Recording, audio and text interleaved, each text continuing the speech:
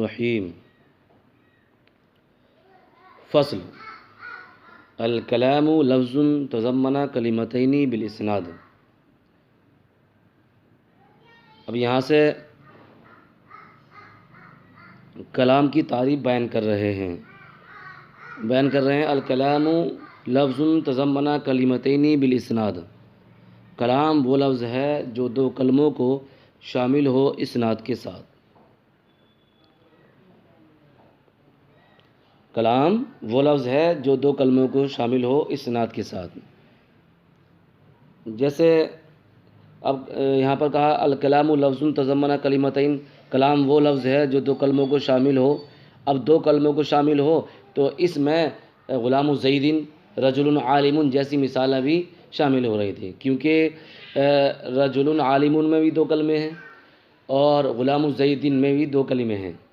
اب یہاں تک تو غلام زید اور رجل عالم جیسی مثالوں میں بھی کلام کی تعریف سادی کر رہی تھی، لیکن آگے ایک قید بیان کر دی بالاسناد، اسناد کے ساتھ، اسناد کی قید لگا کر کے غلام زید اور رجل عالم جیسی مثالوں کو خارج کر دیا، کیونکہ غلام زید میں اسناد نہیں ہے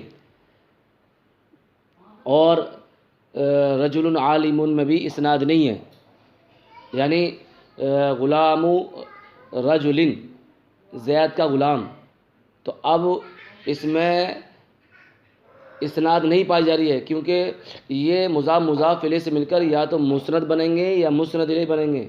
ایسے ہی رجل عالم موصوف صفت سے مل کر یا تو یہ مسند بنیں گے یا مسند الیہ بنیں گے، لیکن کلام نہیں بن سکتا۔ کیوں؟ کیونکہ اس میں مسند الیہ نہیں پایا جاتا ہے۔ کلام اسی وقت تام ہوتا ہے جبکہ مسند الیہ پایا جاتا ہے۔ تو کلمتین کہہ کر کے دو کلموں کو شامل ہو رہا تھا، غلام زید اور رجل عالم، یعنی مرکب اضافی مرکب توصیفی دونوں صورتوں کو کلام کی تعریف صادق دونوں صورتوں پر کلام کی تعریف صادق آ رہی تھی، لیکن بالاسناد کی قید لگا کر کے غلام رجل اور رجل عالم جیسی مثالوں کو خارج کر دیا اور بیان کر دیا۔ کہا الکلام لفظ تضمن کلمتین، کلام وہ لفظ ہے جو دو کلموں کو شامل ہو اسناد کے ساتھ۔ اب آگے اسناد کسے کہتے ہیں اس کی تعریف کر رہے ہیں، بیان کر رہے ہیں والاسناد نسبت احدی الکلمتین الی الاخری بحیث تفید المخاطبہ فائدۃ تامۃ یصح السکوت علیہا۔ اسناد بیان کر رہے ہیں نسبت احدی الکلمتین، دو کلموں میں سے کسی ایک کی نسبت کرنا ہے الی الاخری دوسرے کی طرف، دو کلموں میں سے ایک کی نسبت کرنا ہے دوسرے کی طرف۔ جیسے ضرب زید، زید نے مارا، تو اب ضربہ ایک کلمہ ہے، زید دوسرا کلمہ ہے، تو ضربہ یعنی مارنے کی اسناد کی گئی زید کی طرف، تو انہوں نے کہا دو کلموں میں سے ایک کی نسبت کرنا ہے دوسرے کی طرف، کس حیثیت سے؟ بحیث تفید المخاطبہ فائدۃ تامۃ، اس حیثیت سے کہ مخاطب کو پورا فائدہ حاصل ہو جائے، پورا فائدہ حاصل ہو جائے، یعنی مخاطب کو پورا فائدہ دے۔ یصح السکوت علیہا، کہ متکلم کا اس کلام پر یا اس بات پر خاموش رہنا صحیح ہو، یعنی ان دو کلموں پر خاموشی اختیار کرنا کیا ہو؟ صحیح ہو، یعنی مخاطب کو کوئی اور بات پوچھنے کا موقع نہ ملے اور متکلم کو کوئی بات مزید بولنے کا موقع نہ ملے، یعنی اس پر متکلم بھی خاموش ہو جائے اور مخاطب بھی سمجھ جائے کہ ہاں تیری بات سمجھ میں آ گئی ہے۔ تو یہ ہوئی کلام کی تعریف۔ کیا؟ الکلام لفظ تضمن کلمتین، کلام وہ لفظ ہے جو دو کلموں کو شامل ہو بالاسناد، اسناد کے ساتھ۔ والاسناد نسبت احدی الکلمتین الی الاخری، اور اسناد دو کلموں میں سے ایک کی نسبت کرنا ہے دوسرے کی طرف، بحیث تفید المخاطبہ فائدۃ تامۃ، بئی طور کہ مخاطب کو پورا فائدہ دے، یصح السکوت علیہا، اور متکلم کا ان دو کلموں پر خاموشی اختیار کرنا درست ہو، صحیح ہو۔ مصنف علیہ الرحمہ نے اوپر تضمنہ کہا، ترکبہ نہیں کہا، تو یہاں ایک اعتراض کر سکتے ہیں کہ مصنف علیہ الرحمہ نے تضمنہ کہا، ترکبہ نہیں کہا، تو اس کی وجہ یہ ہے کہ تضمنہ کہا، ترکبہ نہیں کہا، کیونکہ ترکبہ فعل لازم ہے، اور اگر اس کو استعمال کرتے تو ترکبہ کے ساتھ من کا استعمال کرنا پڑتا، اور تضمنہ فعل متعدی ہے تو اس میں صلے کی ضرورت نہ پڑتی، تو اسی وجہ سے ترکبہ کے بجائے تضمنہ کو استعمال کیا، کیونکہ ترکبہ لے کر آتے تو اس کے ساتھ ترکبہ من آتا تو عبارت میں زیادتی لازم آتی، اسی وجہ سے کہ اختصار پیدا کرنے کے لیے تضمنہ کا استعمال کیا، ترکبہ کا استعمال نہیں کیا۔ یہ ہوئی صاحب کلام کی تعریف۔ آگے بیان کر رہے ہیں ان کی مثالیں، کہہ رہے ہیں نحو زید قائم وقام زید، جیسے کہ زید قائم وقام زید، زید قائم کا ترجمہ ہے زید کھڑا ہے، وقام زید کا معنی ہے زید کھڑا ہوا۔ اب یہاں پر ایک اعتراض کر سکتے ہیں کہ زید قائم کو پہلے کیوں بیان کیا اور قام زید کو بعد میں بیان کیوں کیا؟ قام زید کو پہلے بیان کر دیتے کیونکہ جملہ فعلیہ یہ اصل ہوتا ہے جملوں میں، لیکن یہاں پر زید قائم جملہ اسمیہ کو پہلے بیان کیا، تو اس کا جواب یہ دیں گے کہ زید قائم یہ جملہ اسمیہ ہے اور قام زید یہ جملہ فعلیہ، اور جملہ اسمیہ جملہ فعلیہ ان دو جملوں میں جو عقبہ ہوتا ہے وہ جملہ اسمیہ عقبہ ہوتا ہے، جملہ فعلیہ عقبہ نہیں ہوتا ہے۔ وہ الگ بات ہے کہ جملہ فعلیہ تمام جملوں میں اصل ہوتا ہے، لیکن عقبہ ہونے کے اعتبار سے، تقویت کے اعتبار سے جملہ اسمیہ زیادہ معتبر ہے، زیادہ عقبہ ہوتا ہے۔ کیوں؟ کیونکہ اس میں ڈبل اسناد پائی جاتی ہے بمقابل جملہ فعلیہ کی۔ ڈبل اسناد کیسے پائی جا رہی ہے؟ کہا زید قائم، زید کھڑا ہے، اب اس کی ترکیب ہوگی زید مبتدا، قائم اسم فاعل، اس میں ہوا ضمیر پوشیدہ اس کا فاعل۔ اب ہوا ضمیر کا مرجع کدھر لوٹ رہا ہے؟ ہوا ضمیر کا مرجع کون ہے؟ وہ زید ہے، اور ہوا ضمیر سے بھی مراد کون ہے؟ زید ہے، تو اس اعتبار سے ڈبل اسناد ہو گئی۔ لیکن قام زید میں اب قامہ میں کوئی ضمیر نہیں نکلے گی جو زید کی طرف لوٹے، بلکہ اس میں ظاہری ہی اس کا فاعل بنے گا، اس میں ڈبل اسناد نہیں ہوگی، اس وجہ سے جملہ اسمیہ عقبہ ہوتا ہے بمقابل جملہ فعلیہ کے، اس لیے جملہ اسمیہ کو پہلے بیان کر دیا۔ وَيُسَمَّى جُمْلَةً فعلیةً، وَيُسَمَّى جُمْلَةً، اور اس کا نام رکھا جاتا ہے کیا ہے؟ جملہ۔ ابھی یہاں پر انہوں نے یہ نہیں کہا کہ جملہ اسمیہ جملہ فعلیہ، وَيُسَمَّى جُمْلَةً، اس کا نام رکھا جاتا ہے جملہ، یعنی دو کلموں کو شامل ہو اسناد کے ساتھ، اس کا نام کیا رکھا جاتا ہے؟ جملہ۔ فَعُلِمَ، بس جان لیا گیا، ان الکلام لا يحصل الا من اسمین، تو جان لیا گیا کہ کلام یہ حاصل نہیں ہوگا مگر دو اسموں سے۔ آگے دے رہے ہیں او من فعل و اسم، یا کلام حاصل نہیں ہوگا ایک فعل اور ایک اسم سے۔ اب یہاں پر کیا بولتے ہیں، کلام کی صورتیں بیان کی جا رہی ہیں کہ کلام کی کتنی صورتیں ہوتی ہیں۔ پہلے خلاصہ کلام کی صورتیں ملاحظہ فرما لیجئے۔ کلام کی صورتیں 6 بنتی ہیں، جس میں 2 جائز ہیں اور 4 ناجائز ہیں، یعنی کلام جو حاصل ہوتا ہے اس کی 6 صورتیں نکلتی ہیں، جس میں 2 صورتیں ایسی ہیں جس میں کلام معتبر ہوتا ہے، اور 4 صورتیں ایسی ہوتی ہیں جس میں کلام معتبر نہیں ہوتا ہے۔ اب یہاں بھی علت بھی بیان سن لیجئے۔ علت یہ ہے کہ 2 صورتیں ایسی جن میں کلام مکمل ہو جاتا ہے تو وہ صورتیں وہ ہوتی ہیں جن میں مسند الیہ پایا جاتا ہے، اور باقی جو 4 صورتیں ہیں وہ اس وجہ سے درست نہیں ہوتی ہیں کیونکہ اس میں مسند الیہ نہیں پایا جاتا ہے، یا تو صرف مسند پایا جاتا ہے یا صرف مسند الیہ پایا جاتا ہے، اور خالی مسند سے کلام مکمل نہیں ہو سکتا اور خالی مسند الیہ سے بھی کلام مکمل نہیں ہو سکتا۔ کلام جو مکمل ہوگا وہ مسند الیہ دونوں سے مل کر پورا ہوگا، اس لیے وہ 4 صورتیں جو میں ابھی بتاؤں گا وہ معتبر نہیں ہوں گی، یعنی ناجائز ہوں گی، اور 2 صورتیں جو ابھی بیان کی ہیں کہ 2 اسموں سے کلام مکمل ہو یا ایک فعل ایک اسم سے کلام مکمل ہو، تو یہ صورتیں جائز ہوتی ہیں، معتبر ہوتی ہیں، کیونکہ ان دونوں صورتوں میں مسند الیہ پایا جاتا ہے۔ مثال کے طور پر جو 2 اسموں سے کلام مکمل ہوتا ہے جیسے زید قائمون، زید کھڑا ہے، تو زید بھی اسم ہے، قائمون بھی اسم ہے۔ اب زید یہاں پر مسند الیہ ہے، قائمون کیا ہے؟ مسند، تو مسند الیہ پایا گیا تو جملہ معتبر ہوا۔ قامہ زیدن کا، زید کھڑا ہوا، تو قامہ زیدن کے اندر قامہ مسند ہے اور زید کیا ہے؟ مسند الیہ، مسند الیہ دونوں پائے گئے، تو اس اعتبار سے کلام معتبر ہوا یعنی جائز ہوا۔ اور باقی جو 4 صورتیں نکلیں وہ یہ کہ 2 فعلوں سے کلام مکمل نہیں ہو سکتا، یعنی ضربہ ضربہ، جب کہ ہم فاعل کی ضمیر نہ نکالیں، ضربہ ضربہ 2 فعلوں سے کلام مکمل نہیں ہو سکتا، کیونکہ ضربہ ضربہ، ضربہ بھی مسند اور ضربہ دوسرا والا بھی مسند، اور خالی مسند سے کلام مکمل نہیں ہوتا ہے۔ من کیا دیا؟ من، تو اس سے بھی کلام مکمل نہیں ہوگا، کیونکہ یہاں پر نہ مسند ہے نہ مسند الیہ، اس وجہ سے من یہ بھی کلام کی صورت جو ہے یہ بھی معتبر نہیں ہے۔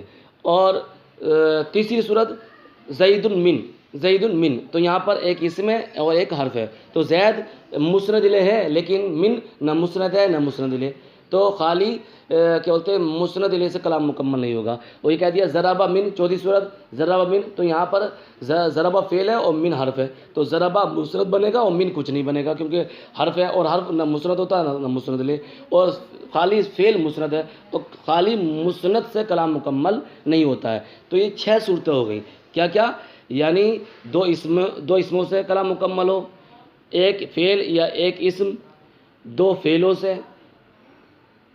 اور ایک فعل ایک حرف، ایک اسم ایک حرف، یہ 4 صورتیں ہو گئیں جن سے کلام حاصل ہوتا ہے، لیکن اس میں 4 صورتیں ناجائز کی ہیں اور 2 صورتیں جائز کی ہیں۔ اب ترجمہ کر لیجئے، ترجمہ کر رہے ہیں فعلم ان الکلام، تو جان لیا گیا کہ کلام لا يحصل الا من اسمین، کہ کلام حاصل نہیں ہوگا الا من اسمین مگر 2 اسموں سے، نحو زید قائمون، جیسے زید قائمون، زید کھڑا ہے، وہ یسمى جملۃ اسمیۃ، اور اس کا نام رکھا جاتا کیا؟ جملہ اسمیہ۔ صاحب جملہ اسمیہ کیوں نام رکھا جاتا؟ کیونکہ اس کا پہلا جز اسم ہے، تو قاعدہ یہ ہے کہ 2 کلموں میں سے پہلا اگر اسم ہوگا، دوسرا فعل ہو یا اسمی ہو، وہ جملہ اسمیہ ہی بنے گا، جملہ فعلیہ نہیں بنے گا۔ او من فعل و اسم، آگے بیان کر رہے ہیں، او من فعل و اسم، یا ایک فعل یا ایک اسم سے کلام حاصل ہوگا، نحو قام زیدن، جیسے قام زیدن، زید کھڑا ہوا، تو یہاں پر قام زیدن، قامہ مسند ہے اور زید مسند الیہ، اور مسند الیہ سے کلام مکمل ہو جاتا ہے۔ ویسمى جملۃ فعلیۃ، اور اس کا نام رکھاتا ہے جملہ فعلیہ۔ جملہ فعلیہ نام کیوں رکھا جاتا ہے صاحب؟ اس لیے رکھا جاتا ہے کیونکہ اس کا پہلا جز جملہ فعلیہ ہے، قام زیدن۔ اگر کوئی پوچھے کہ صاحب قام زیدن کو جملہ اسمیہ بناؤ، تو قام زیدن کو جملہ اسمیہ بنانا آسان طریقہ ہے، وہ یہ کہ اسم کو پہلے رکھ دو، فعل کو بعد میں رکھ دو، جیسے قام زیدن سے زید قائمہ، زید قامہ، تو یہ زید قامہ جملہ اسمیہ بن جائے گا اور قام زیدن جملہ فعلیہ۔ اب جو میں نے 6 صورتیں بیان کی تھیں کہ صاحب کلام کی 6 صورتیں نکلتی ہیں جس میں 2 جائز اور 4 ناجائز، تو اس کی وجہ تسمیہ بیان کر رہے ہیں، اس کی علت بیان کر رہے ہیں کیوں وہ 4 صورتیں جائز نہیں ہوتی ہیں، بیان کر رہے ہیں اذ لا یوجد المسند والمسند الیہ معا فی غیرہما، اس لیے کہ مسند الیہ معا ایک ساتھ نہیں پائے جاتے ہیں، فی غیرہما ان دونوں کے علاوہ میں، کن دونوں کے علاوہ میں؟ یعنی زید قائم اور قام زید جیسی مثالوں کے علاوہ میں مسند الیہ ایک ساتھ نہیں پائے جاتے ہیں، یعنی کلام 2 اسموں سے مرکب ہو یا ایک فعل ایک اسم سے مرکب ہوگا تبھی مسند الیہ والی صورت پائی جائے گی، اور اس کے علاوہ جو 4 صورتیں ہیں اس میں مسند الیہ والی صورتیں نہیں پائی جائیں گی، یعنی مسند الیہ نہیں پائی جائے گا، اور جب مسند الیہ نہیں پائی جائے گا تو وہ کلام مکمل نہیں ہوگا، کلام تام نہیں ہوگا۔ آگے بیان کر رہے ہیں ولا بد للکلام منہما، اور کلام کے لیے ان دونوں کا ہونا ضروری ہے، یعنی مسند الیہ کا کلام میں ہونا ضروری ہے۔ اب آگے ایک اعتراض ہوتا ہے، اعتراض یہ کہ صاحب آپ نے یہ کہا کہ صاحب ایک حرف ایک اسم سے کلام مکمل نہیں ہوتا، کیونکہ 6 صورتیں بنی تھی، 2 اسموں سے کلام ہو، 2 فعلوں سے، 2 حرفوں سے، ایک فعل ایک حرف، ایک اسم ایک حرف، اور دو حرفوں سے کلام مکمل نہیں ہوتا. تو اس میں ان 6 صورتوں میں ایک صورت نکلی تھی کہ ایک حرف ایک اسم سے کلام مکمل نہیں ہوتا ہے. تو اب یہاں پر اعتراض کر رہے ہیں صاحب ہم آپ کو ایک ایسی مثال دے رہے ہیں کہ کلام ہے لیکن وہ ایک حرف ایک اسم سے ہے. جیسے یا زیدو، تو یا زیدو میں یا حرف ہے اور زید کیا ہے، اسم ہے. تو آپ کا قاعدہ ٹوٹ گیا. آپ نے کہا کہ ایک حرف ایک اسم سے کلام مکمل نہیں ہوتا. ہم نے آپ کو مثال دے دی کہ ایک اسم ایک حرف سے کلام مکمل ہے، جیسے یا زیدو. تو اب اس کو بیان کر رہے ہیں. فَإِنْ قِيلَ، اس کا جواب آگے آئے گا. فَإِنْ قِيلَ، بس اگر کہا جائے قَدْ نُوقِزَ بِالنِّدَا، کہ آپ کا یہ قول کہ ندا سے ٹوٹ گیا، نحب یا زیدو، جیسے کہ یا زیدو، یعنی کون سا قول؟ وہ یہ کہ صاحب ایک حرف ایک اسم سے کلام مکمل نہیں ہوتا ہے. جیسے یا زیدو، یا زیدو میں یا حرف ہے اور زید اسم ہے. ایک حرف ایک اسم ہے اور اس سے کلام مکمل ہو رہا ہے. پوری بات سمجھ میں آ رہی ہے. تو اب یہاں پہ جواب دے رہے ہیں. پہلے میرے لفظوں میں سنو. وہ یہ کہ صاحب یا زیدو، یہاں پر ایک حرف ایک اسم سے کلام مکمل نہیں ہے بلکہ ایک فعل ایک اسم سے کلام مکمل ہے. اور ہم نے پہلے ہی بیان کر دیا کہ ایک فعل ایک اسم سے کلام مکمل ہو جاتا ہے، ایک اسم ایک حرف سے کلام مکمل نہیں ہوتا ہے. ایک فعل ایک اسم کیسے ہے؟ وہ ایسے ہے کہ یا زیدو میں یا جو ہے یہ حرف ندا ہے اور ایک قائم مقام ہے ادعو کے یا اطلبو کے، اور ادعو اور اطلبو یہ فعل ہیں. تو یہاں پر ایک فعل ایک اسم سے کلام مکمل ہے، نہ کہ ایک حرف اور ایک اسم سے کلام مکمل ہے. اس کا جواب دے رہے ہیں. قلنا، ہم نے کہا حرف النداء قائم مقام ادعو و اطلبو، ہم نے کہا کہ حرف ندا یہ قائم مقام ہے کس کے؟ ادعو و اطلبو، ادعو اور اطلبو کے. اور وہ کیا ہے؟ وہ الفعل، اور وہ فعل ہے. فلا نقض علیہ، تو اس پر کوئی اعتراض وارد نہیں ہوگا. تو پوری بات ہو گئی ہے. تو صاحب ایک مرتبہ سنیے کہ کلام کی کتنی صورتیں نکلی؟ 6 صورتیں. کیا کیا؟ یعنی دو اسموں سے کلام ہو، جیسے زید قائم. 2 فعلوں سے کلام ہو، ضربہ ضربہ. 2 حرفوں سے کلام ہو، من. ایک اسم ایک فعل سے کلام مکمل ہو، جیسے ضربہ زید. ایک فعل ایک حرف سے کلام مکمل ہو، جیسے ضربہ من. ایک اسم ایک حرف سے کلام مکمل ہو، جیسے زید من. تو ان 6 صورتوں میں صرف اور صرف 2 صورتیں جائز نکلتی ہیں اور باقی ناجائز نکلتی ہیں. یعنی 2 صورتوں میں کلام مکمل ہوگا اور باقی 4 صورتیں ہیں اس میں کلام مکمل نہیں ہوتا ہے. وہ اس لیے نہیں ہوتا ہے کیونکہ ان 4 صورتوں میں مسند الیہ ایک ساتھ نہیں پائے جاتے ہیں. یا تو صرف مسند پایا جاتا ہے اس میں، یا مسند الیہ پایا جاتا ہے. آگے بیان کر رہے ہیں. وَإِذَا فَرَغْنَا مِنَ الْمُقَدِّمَةِ، اور جب ہم فارغ ہو گئے مقدمے سے، فَلْنَشْرَحْ فِي الْأَقْسَامِ الثَّلَاثَةِ، تو ہم تینوں قسموں کو شروع کریں گے. وَاللَّهُ الْمُوَفِّقُ وَالْمُعِينُ، وہ اللہ تعالیٰ توفیق دینے والا اور مددگار ہے. یعنی اللہ ہی توفیق دینے والا اور اللہ ہی مدد کرنے والا ہے. یہاں پر ایک عبارت کے اعتبار سے، اجرے کے اعتبار سے ایک اصول سمجھ لیجئے فَلْنَشْرَحْ والا، کہ یہ لام امر ہے. فَلْنَشْرَحْ ایک قاعدہ ہے کہ لام